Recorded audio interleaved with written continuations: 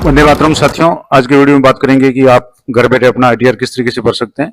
उससे पहले मैंने पिछले वीडियो में बताया था कि आप अगर पासवर्ड फॉरगेट हो गए या पासवर्ड रीसेट करना चाहते हो कैसे करेंगे। तो और उससे भी पूरे एक वीडियो मैंने आपको बताया था कि आप अगर खुद आईटीआर भरना चाहें तो आप अपना फॉरन वो 16 के साथ में फॉर्म 26AS, AIS और TIS ये भी जरूर चेक कर लें।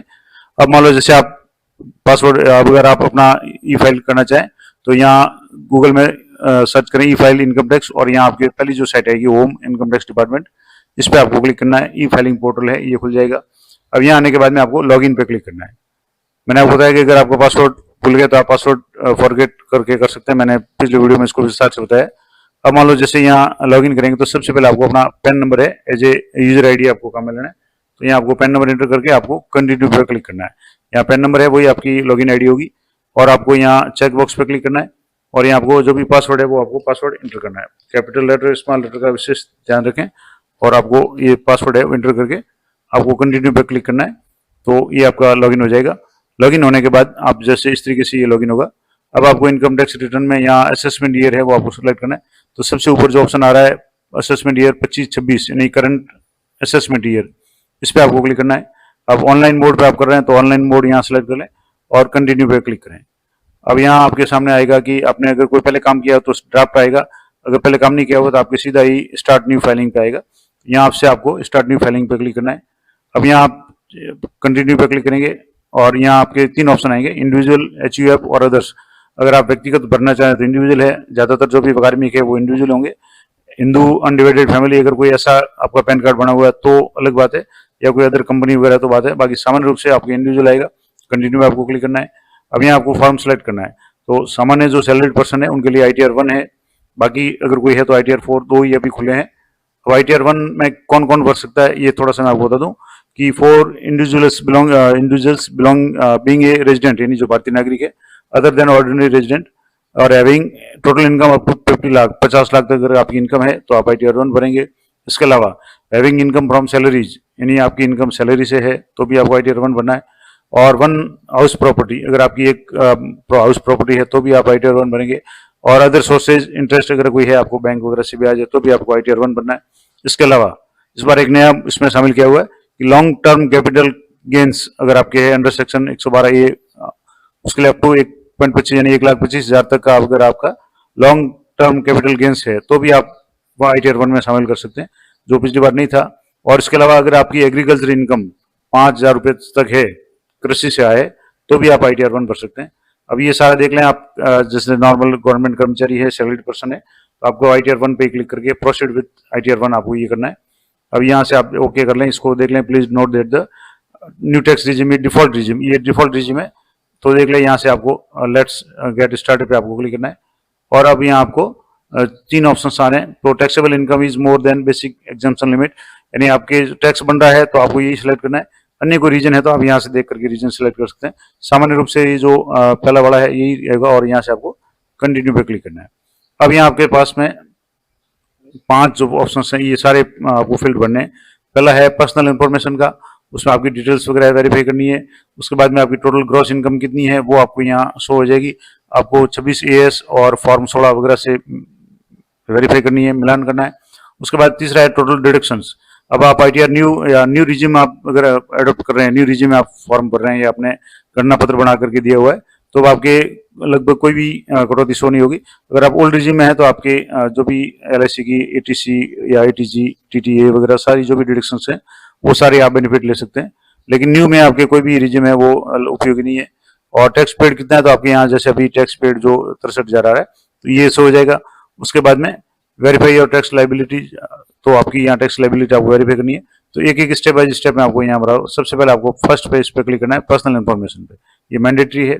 यहाँ आप चेक कर ले, आपका नाम है, मिडिल नेम है, लास्ट नेम है, पैन नंबर है, डेट ऑफ बर्थ है और ये सारा देख लें। कॉन्टैक्ट डिटेल में आपके मोबाइल नंबर है, आपका ईमेल एड्रेस है, आपका एड्रेस है। अब यहाँ आपके नेचर ऑफ एम्प्लॉयमेंट में यहाँ जैसे स्टेट गवर्नमेंट है, सेंट्रल गवर्नमेंट है या अन्य कोई है, अदर्स है, जो भी आपके लागू होता हो। अब जैसे मान लो स्टेट गवर्नमेंट के कर्मचारी है तो आप यहाँ से ये कर लें। अब पहला ऑप्शन है रिटर्न फाइल्ड ऑन और बिफोर ड्यू डेट, यानी ड्यू डेट से पहले भर रहे हैं। यानी अभी जैसे सामान्य रूप से 31 जुलाई और इस बार डेट भी थोड़ी बढ़ा दी है तो अभी आप भर रहे हैं तो 139 सेक्शन 139A पे आपको करना है। ये रहने दो। अब यहाँ एक ध्यान रखने वाली बात है कि do you wish to exercise the option, ये जो है इसमें ये डिफॉल्ट है कि आप न्यू रिज्यूम में भरना चाह रहे हैं, तो डिफॉल्ट है ये न्यू रिज्यूम में भरेंगे। अब मान लो जैसे इसमें है कि नो, अगर डिफॉल्ट क्लिक है इसका मतलब है कि by selecting this option your income and tax competition shall be as per new tax regime. अब ये आप सिलेक्ट करेंगे तो आपका जो टैक्स है वो न्यू टैक्स रिज्यूम से कैलकुलेट होगा, आपकी जो भी छूट है एटीसी वगैरह एटीडी की वो नहीं मिलेगी। और अगर आप ओल्ड रिज्यूम में भरना चाहते हो तो आपको यहाँ इस यस पे इस पे क्लिक करना है, तो आपकी ओल्ड रिज्यूम वाले शो हो जाएगी। अभी जैसे मैं डिफॉल्ट ये रहने देता हूँ क्योंकि न्यू रिज्यूम में टैक्स भरना है। अब यहाँ से क्लिक करने के बाद में आपको बैंक डिटेल्स से एक बार जरूर चेक कर ले। यहाँ बैंक डिटेल पे क्लिक करेंगे तो आपका जो भी बैंक अकाउंट है वो वैलिडेटेड होना चाहिए और नॉमिनेटेड फॉर रिफंड, ये वो चेक जरूर कर ले। यहाँ अगर कुछ कमी है तो आप इसको अपडेट कर ले, मैंने पिछले साल वीडियो में ये डिटेल में बता रखा है। और इसके लिए पूरी इनकम टैक्स की एक पूरी सी प्लेलिस्ट बना रखी है इनकम टैक्स से संबंधित। तो ये नॉमिनेटेड फॉर रिफंड होना चाहिए, तभी आपका रिफंड है वो इस बैंक अकाउंट में आएगा। और ये वैलिडेट भी होना चाहिए, वैलिडेट नहीं हो तो मैं अलग से वीडियो बना करके मैंने बताया हुआ है किस तरीके से वैलिडेट करेंगे। तो ये वैलिडेटेड है, ओके है। अब आप इसको कंफर्म पर क्लिक करना है, तो आपका ये पहला जो पोर्शन था ये ओके हो गया, यहाँ आपके कंफर्म आ गया। दूसरा है टोटल इनकम। अब टोटल इनकम आपको यहाँ चेक करनी है, तो यहाँ ग्रॉस इनकम है आपकी, यहाँ से देख लें। अब डिडक्शन स्टैंड डिडक्शन 75,000 सभी की है वो देख लें। उसके बाद जो भी टैक्स ये income chargeable under head salary आ रहा है ये आ जाएगी, ये इसमें से कट जाएंगे। अब आपको फॉर्म 16 देखना है, यहाँ से जैसे फॉर्म 16 था आपका, यहाँ फॉर्म 16 हम देखेंगे तो 67,000 आपका टैक्स कटा हुआ है। इसके अलावा यहाँ से जैसे ग्रॉस इनकम आप देखेंगे तो यहाँ आप देखेंगे तो यहाँ की जो भी ग्रॉस इनकम है जैसे ये 11,053,53 ये जो ग्रॉस इनकम है इसको और यहाँ से आपको मिलान करना है। तो यहाँ आप जो भी इनकम है इसको आप देख लें एक बार। जैसे यहाँ इनकम थी 11,05 या 11,053,53, ये 11,053,53 और यहाँ भी आप देख लें 11,053,53, ये दोनों यानी 11,05,353 यहाँ भी है और यहाँ भी सेम है। इसका मतलब है आपका सही है। अब इस बार आप EIS और TIS भी चेक जरूर कर लें, उसके बाद ही आप इसको फाइनल करें। तो ये जैसे यहाँ हो गया। अब ये एक बार आपने अच्छी तरह चेक कर लिया, कंफर्म हो गया। अब आपके अदर कोई भी इनकम इसमें शो नहीं हो रही है, तो टोटल इनकम जो टैक्सेबल है वो आपके 10,30,000 आ गई। अभी इसको आपको कंफर्म करना है, यहाँ से जैसे आप कंफर्म करेंगे तो आपका दूसरा जो पोर्शन है वो क्लियर हो गया इनकम टैक्स। अब आपको ये जैसे कंफर्म करना है, अब यहाँ से ये जैसे कंफर्म हो गया। अब आपके तीसरा पोर्शन है टोटल डिडक्शन। चूंकि आपने न्यू रिजिम अडोप्ट किया तो न्यू रिजिम में आपको जो छूट मिलती है वो सिर्फ 2-3 ही मिलती है। एक तो है कि अगर आपके ATCC 2 में, जैसे राजस्थान कर्मचारियों के लिए अब नहीं है लेकिन अगर पुरानी पेंशन में आपका है तो CCD 2 में अगर आपका contribution to pension scheme by of central government by employer, employer के द्वारा अगर आपको ये दिया गया तो आपको भरना है, नहीं तो आप इसको यहाँ से डिलीट कर दें, क्योंकि अभी ये आपके लागू नहीं होता है तो इसको डिलीट कर दें, नहीं तो आपके बाद में एरर आएगा। अब डिलीट नहीं होता है तो इसको बाद में भी कर सकते हैं। और दूसरा है कि 80CCH contribution to Agnipath scheme, अगर आपने अग्निपथ स्कीम में कोई योगदान दिया है तो आपको यहाँ ऐड करना है, एडिट कर पे क्लिक कर सकते हैं। और नोट भी दिया हुआ कि 80CCH is not allowed for employment category other than central government, यानी सेंट्रल गवर्नमेंट के अलावा लागू नहीं है, तो इसको भी आप यहाँ से डिलीट कर सकते हैं। अब डिलीट होता है तो ठीक है, नहीं तो आप इसको रहने दें। अदर कोई इनकम डिडक्शन है तो आप या इसको डिलीट कर दें अगर नहीं है तो, और उसके बाद इसको कंफर्म कर लें। अब मान लो जैसे ये डिलीट नहीं हुई थी तो इसको हो सकता है बाद में जरूरत पड़े, तो ये सारा एक बार आप देख लें। अब आप चेक करें कि टैक्स पेड कितना है। अब टैक्स पेड के लिए आपके यहाँ जो टैक्स पेड है वो टोटल टैक्स आपके 63,000 हो रहा है। अब इसको कंफर्म करने से पहले आप फॉर्म 26 ES जरूर चेक कर लें। तो मैं एक बार आपको फॉर्म 26 ES डाउनलोड करके बता देता हूँ, उसके बाद वापस आपको इसको चेक करेंगे। अब जैसे कि मैंने आपको बताया कि आपको फॉर्म 16 के साथ साथ आपको AIS, TIS और 26 ES चेक करना है। अब जैसे मैंने AIS TIS चेक किया, इनमें सैलरी है वो तो बराबर बता रहा है, जैसे 11,053,53, लेकिन इनका interest from saving bank account है वो 268 बता रहा है। इसके अलावा मैंने जब AIS चेक किया, ये TIS भी चेक किया और AIS दोनों, TIS में भी इनके जो है इंटरेस्ट फ्रॉम सेविंग बैंक है 268 रुपये आ रहा है, और ये जो ग्रॉस सैलरी ये सेम है। इसको डिटेल में देखना चाहे तो यहाँ से आप देख सकते हैं कि किस किस बैंक से, स्टेट बैंक इंडिया से, यूको बैंक से, बैंक ऑफ बड़ौदा से कितना कितना ब्याज आया वो सारा यहाँ शो हो रहा है। तब आपको यहाँ एक बात और ध्यान रखनी है कि आपको जैसे इंटरेस्ट भी शो करना है तो यहाँ इनकम फ्रॉम अदर सोर्स में जाकर के आपको जो यहाँ से आप देखेंगे इनकम फ्रॉम टैक्स रिफंड है, income from saving bank account, तो जो इंटरेस्ट अकाउंट से जो है इंटरेस्ट फ्रॉम सेविंग है ये यहाँ आप ऐड कर लें। अब इसको मान लो ऐड करना चाहें या एडिट डिलीट करना चाहें तो यहाँ से क्लिक करेंगे, इसको एडिट या डिलीट भी कर सकते हैं जो भी अमाउंट है। अब जैसे 268 है ये मैंने ऐड करके इसको सेव कर लिया। सेव करने के बाद में यहाँ से आप इसको कंफर्म कर लें। अब कंफर्म करने के बाद आपका जो भी यहाँ इनकम हो गया, डिडक्शन 0 मैंने पहले बता दिया। अब टैक्स पेड चेक करना था तो टैक्स पेड यहाँ जैसे 63,000 आ रहा है। अब इसको आपको फॉर्म यहाँ 26ES इस पे आपको चेक करना है। यहाँ 26ES में आप देखेंगे तो जो डीडीओ का नाम वगैरह आ रहा है और यहाँ टोटल टैक्स पेड है वो 63,000 आ रहा है। ये आप जरूर चेक कर लें, यानी 26ES से मिलान जरूर करिए, 26ES है। अब इससे मिलान जरूर कर ले और मिलान करने के बाद में वेरीफाई हो जाए कि इतना ही टैक्स कटा है, तो यहाँ से कंफर्म कर लें। ये हो गया कंफर्म। अब आपके सारी चीजें कंफर्म हो गई, इनकम कंफर्म हो गई, डिडक्शन कंफर्म हो गई और टोटल टैक्स कितना आपका जो है वो अप टैक्स कितना बनना था वो यहाँ शो हो जाएगा। अब यहाँ चौथा ऑप्शन पूरा हो गया, पांचवा है verify your tax liability details. अब यहाँ आपकी जो भी इनकम थी, टैक्सेबल इनकम थी, उस पर यहाँ टैक्स कितना कैलकुलेट हो रहा है, तो टैक्स ऑन इनकम है 54,000 हो रहा है। इसके बाद में यहाँ आप देखेंगे तो 6 से 4% है हेल्थ एंड एजुकेशन वाला, वो 2184 रुपए। टोटल जो टैक्स है वो आपके यहाँ हो रहा है 56,777। अब आपके जो भी इसमें इंटरेस्ट वगैरह कुछ नहीं लग रहा है, तो आपका जो भी टोटल टैक्स पेबल है वो आपके हो गया 56,777, जबकि आपने जो टैक्स कटवाया है वो है 63,000। तो आपका जितना भी एक्स्ट्रा टैक्स कटा है वो रिफंड हो जाएगा। तो ये आपने वेरीफाई कर लिया, कंफर्म कर लिया। अब आपको प्रोसीड फॉर वेरिफिकेशन पे क्लिक करना है। तो अब यहाँ आपको यहाँ आ रहा है कि you are eligible for refund of 6,220, यानी आपको 6,220 से रिफंड हो जाएंगे, क्योंकि आपका टैक्स बन रहा था कम, जबकि आपने टैक्स की कटौती 63,000 करवाई है। यहाँ आप पूरा देख लें, बेसिक जो टोटल सैलरी थी 75,000 की डिडक्शन के बाद में एक्स्ट्रा जो चार्ज अदर सोर्सेज में आपके जैसे इंटरेस्ट हुआ वो आपने जोड़ दिया। उसके बाद में ये सारा चेक कर लें। उसके बाद यहाँ से देख लें टैक्स पेबल है कितना है, 4%, सर चार्ज कितना है, कुल टैक्स आपका जो बन रहा है वो 56,777 है, जबकि आपने टैक्स पेड किया 63,000 और 63,000 होने के बाद आपका 6,220 रुपये आपका रिफंड हो रहा है। अब आपको यहाँ preview and submit your return पे क्लिक करना है।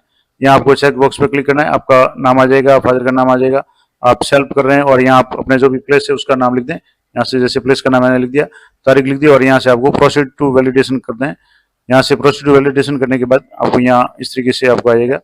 अब यहाँ 2 एरर आ रहे हैं।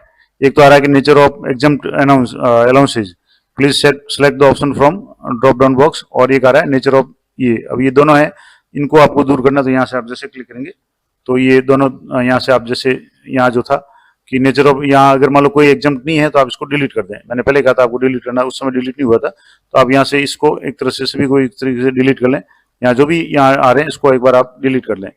एक और आ रहा है तो इसको भी आप डिलीट कर दें। तो ये जितने भी है और डिलीट करने के बाद आपको इसको सेव पे क्लिक करना है। यहाँ जैसे ही सेव पे क्लिक करेंगे अब आपके यहाँ इसको वापस, अब यहाँ एक और आ रहा है कि इनकम फ्रॉम हाउस प्रॉपर्टी नहीं है तो आप इसको डिलीट कर दें, ताकि आपके बाद में एरर नहीं आएगा। और इनकम फ्रॉम सैलरी ये ओके आ रहा है, अन्य कोई है नहीं, तो आप इसको कंफर्म कर लें। और कंफर्म करने के बाद आप वापस प्रोसीड टू वैलिडेशन पे क्लिक करेंगे। वापस आपको इसी तरीके से क्लिक करना है, preview and submit your return, check box पे क्लिक करना है और यहाँ आप प्रोसीड टू वैलिडेशन करेंगे। अब आपका वैलिडेशन सक्सेसफुल हो गया। तो अगर मान लो कोई ऐसा इशू आ रहा है, आप इसको एक बार बैक जाकर के देख लें कहाँ एरर आ रहा है। अब कोई एरर नहीं आ रहा है, नो एरर वर फाउंड। अब आपको प्रीव्यू पे क्लिक करना है और इसको चेक करना है। जो अभी अपने भरा है, आपकी डिटेल्स है, डेट ऑफ बर्थ है, ईमेल आईडी वगैरह सारा देख लें। आपका जो भी अकाउंट नंबर आपके से जुड़े हुए जो अकाउंट नंबर है ये सेम अकाउंट है, लेकिन थोड़ा सा इसमें अकाउंट नंबर में कोई फर्क, इसलिए एक ट्रू है एक फॉल्स है। तो ये आप देख लें। और अब ये आपके यहाँ जिसमें भी रिफंड आ रहा है वो जरूर चेक कर लें। बैंक डिटेल से ये जो आपने वेरीफाइड किया हुआ है वो आपके सही हो जाएगा।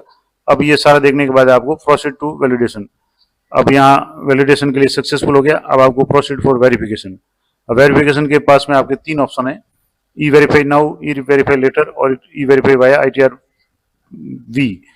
अब मान लो जैसे आप अभी वेरीफाई करना चाहें तो आप आधार OTP से कर सकते हैं, और इसके अलावा बैंक अकाउंट है, डीमेट अकाउंट है तो अगर प्री वैलिड अकाउंट उससे कर सकते हैं, और डीमेट अकाउंट से कर सकते हैं, और बाद में करना चाहें तो बाद में कर सकते हैं, और अभी जैसे करना चाहे तो मैं आपको अभी करके बता देता हूँ। एक बार चेक जरूर कर लें सारा आपके सही हो।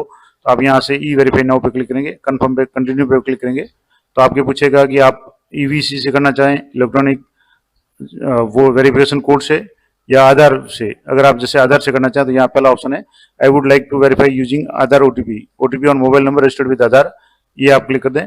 और ये क्लिक करने के बाद आप कंटिन्यू पे क्लिक करेंगे तो आपके यहाँ चेक बॉक्स पे क्लिक करके आप I agree to validate my Aadhaar details, इस पर आपको क्लिक करना है और जनरेट आधार OTP पे क्लिक करना है। अब यहाँ आपके आधार OTP आएगा, उसको आपको एंटर करके इसको वेरीफाइड करना है। तो मैं आधार OTP एंटर करके बताता हूँ। अब आप आधार OTP एंटर कर लें और उसके बाद में अगर नहीं आता OTP तो आप रिसेंट पे भी क्लिक कर सकते हैं, लेकिन अलाउड वन से नहीं, एक बार ही होगा। अब यहाँ से वैलिडेट पे क्लिक करेंगे तो आ गया कि कंफर्म सबमिशन ऑफ रिटर्न, आप सबमिट पे क्लिक करें और कुछ सेकंड के बाद में आपका सबमिटेड सक्सेसफुली आ गया। अब प्रोसीड पे आपको क्लिक करना है और डाउनलोड रिसिप्ट पे आप क्लिक करेंगे और आपका जो भी इसकी ईमेल आईडी आपकी जो भी रजिस्टर्ड है उस पर भी आपकी ये रिसिप्ट है वो चली गई और यहाँ से भी आप डाउनलोड करके देख सकते हैं। ये जो ITR V है जो रजिस्टर्ड है आपकी रिसिप्ट है वो यहाँ गया। डेट ऑफ फाइलिंग आपका 7 जून 2025 आज का आ गया। टोटल अमाउंट कितना था, टोटल इनकम है, इसका टैक्स कितना बना, टैक्स आपका कितना कटा था, पेड कितना है, रिफंड कितना है, जैसे 6220 है और यहाँ आपके आ गया ये नाम वगैरह आ गया और यहाँ आपके ये बार कोड आ गया और यहाँ लिखा हुआ क्लियर आ रहा है, do not send this acknowledgement to CPC Bangalore, यानी ये बेंगलोर भेजने की आपको आवश्यकता नहीं है, आपके आधार से वेरीफाई हो गया।